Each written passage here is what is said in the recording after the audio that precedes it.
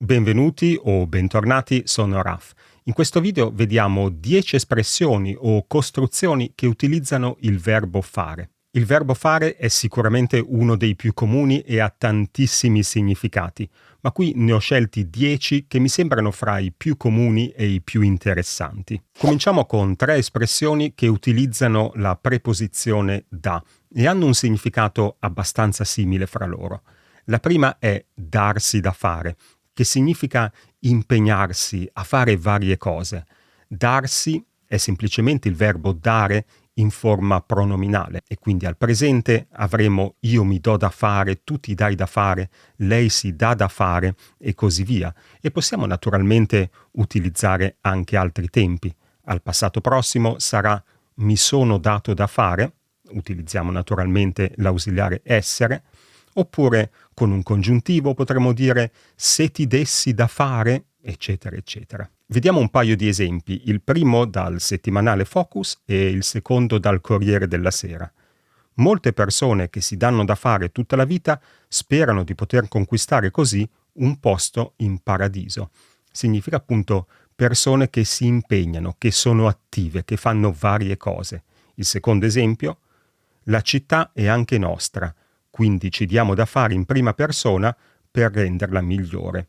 E anche in questo caso significa ci impegniamo, facciamo varie cose. Infatti poi ci dice che puliscono la città e si occupano delle zone trascurate. Ho detto che darsi da fare è molto simile a impegnarsi, ma non è esattamente la stessa cosa. Impegnarsi mi fa venire in mente qualcosa di molto specifico. Mi impegno per superare l'esame, per esempio, mentre darsi da fare è più vario, significa occuparsi di varie cose. Significati quindi molto simili, ma non esattamente uguali. La seconda espressione è molto simile, ma cambiamo il verbo. Passiamo al verbo avere e diciamo ho da fare, che significa sono impegnato. Un esempio da un racconto poliziesco. Non ho visto nessun cane e ho da fare, tagliò corto il De Angelis. È un'espressione colloquiale, ma si può usare tranquillamente nelle conversazioni di tutti i giorni. In genere si sente al presente, ma naturalmente si possono usare anche altri tempi. Coniughiamo il verbo avere. Per esempio, se mi dici dove sei stato, è da tanto tempo che non ti vedo, io posso dire ma sai, ho avuto da fare con un passato prossimo, oppure se Anna non ti ha risposto al telefono è perché aveva da fare, con un imperfetto. Quindi espressione colloquiale, ma che possiamo usare tranquillamente e che significa essere impegnati. Cambiamo ancora verbo e passiamo alla terza espressione che utilizza la preposizione da. E questa volta abbiamo un'espressione impersonale. C'è poco da fare o non c'è niente da fare. Si può usare, diciamo, in senso più letterale. Per esempio se dico nella mia città la sera c'è poco da fare. Questo è proprio in senso letterale, ma spesso si sente con un significato un po' diverso, come vediamo in questo esempio in cui Roberto Mancini dice «Per vincere bisogna segnare, dobbiamo crescere, c'è poco da fare». In questo caso significa non ci sono alternative, dobbiamo crescere, questa è la verità, non possiamo fare altro. E questo è il senso di c'è poco da fare in questa frase. E la cosa interessante è che in questo senso non c'è differenza praticamente fra c'è poco da fare e non c'è niente da fare. In questa frase Roberto Mancini avrebbe potuto dire dobbiamo crescere, non c'è niente da fare. E il significato sarebbe stato identico. Una persona che si è fatta da sé è una persona che ha avuto successo nella vita, una persona che è diventata ricca partendo dal niente, cioè una persona che non viene da una famiglia ricca. In genere si usa questa espressione così, cioè al passato prossimo e alla terza persona, ma ho trovato questo paragrafo in questo bel libro, che è una traduzione in realtà, in cui la stessa espressione viene usata al presente, all'infinito e poi al passato prossimo. Il settecentesco sogno americano dell'uomo che si fa da sé. In questo caso abbiamo un presente. E poi leggiamo: farsi da sé significa giungere in cima alla scala del successo. In questo caso è un infinito. E poi ancora, l'uomo che si è fatto da sé è libero dai vincoli sociali. quindi con un passato prossimo. Si può usare anche con altre persone. Potrei dire io mi sono fatto da me, tu ti sei fatto da te, ma non sono espressioni molto comuni. Il più delle volte si sente alla terza persona. Ma noi andiamo avanti e passiamo all'espressione non fa per me, che si usa per parlare di una cosa che non è adatta a me, una cosa che non mi piace, che non mi interessa. Questa è una dichiarazione di Romano Prodi. Io al Quirinale? Assolutamente no, non fa per me. Il Quirinale è il palazzo dove c'è il Presidente della Repubblica. Quindi in questo caso Romano Prodi sta dicendo che non gli interessa diventare Presidente della Repubblica, non fa per lui. Qui finalmente coniughiamo il verbo fare, ma attenzione perché il soggetto non sono io, il soggetto è la cosa che non mi interessa, quindi si userà sempre la terza persona, singolare o plurale, non fa per me o non fanno per me se sto parlando di qualcosa plurale. Si trova spesso al presente ma si possono usare anche altri tempi.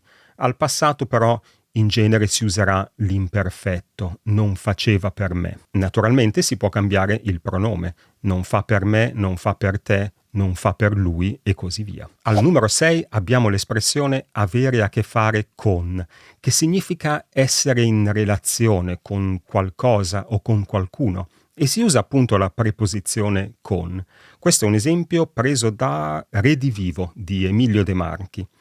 Mi accorsi di avere a che fare con un popolo gaio, intelligente, che ama il progresso. In questo caso significa mi accorsi di trovarmi di fronte a un popolo gaio. In altri casi, soprattutto quando lo usiamo in forma negativa, non ho niente a che fare con questo, significa non ho nessun rapporto con questa cosa, non c'entro niente con questa cosa.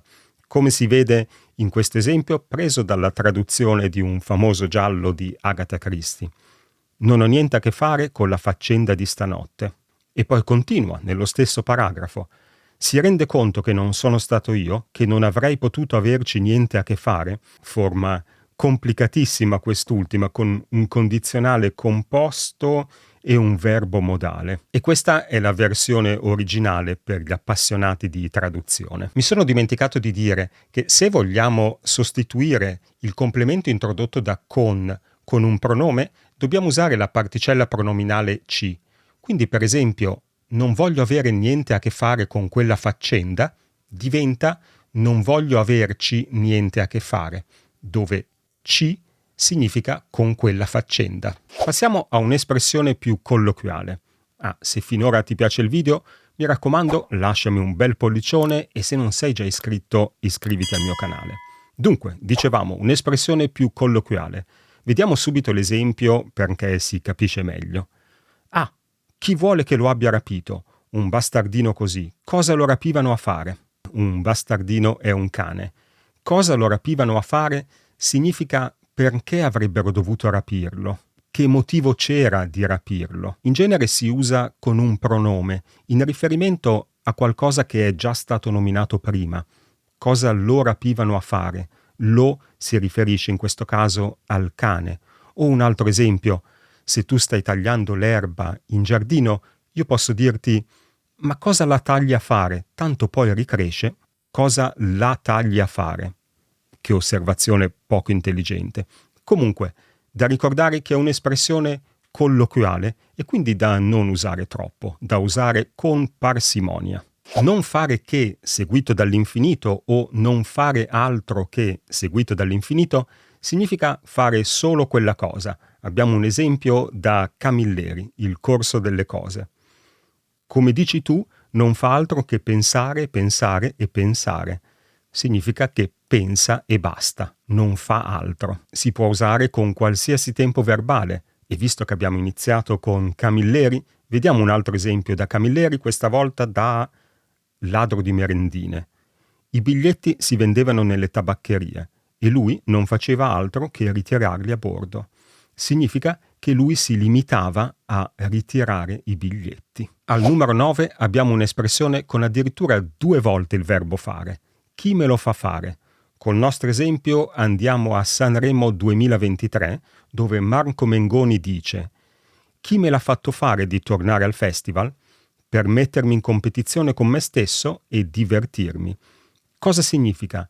In breve significa perché lo faccio, cioè in questo caso perché vado a Sanremo, dice Marco Mengoni, ma non è esattamente uguale a perché lo faccio, cioè aggiunge qualcosa. In questo caso si intende che Marco Mengoni è un cantante di successo, non ha bisogno di andare a Sanremo e potrebbe anche essere un rischio per lui andare a Sanremo e quindi il giornalista gli chiede: ma chi te lo fa fare? Cioè, perché ci vai considerando il rischio, considerando che non ne hai bisogno? In genere si usa al presente o al passato prossimo.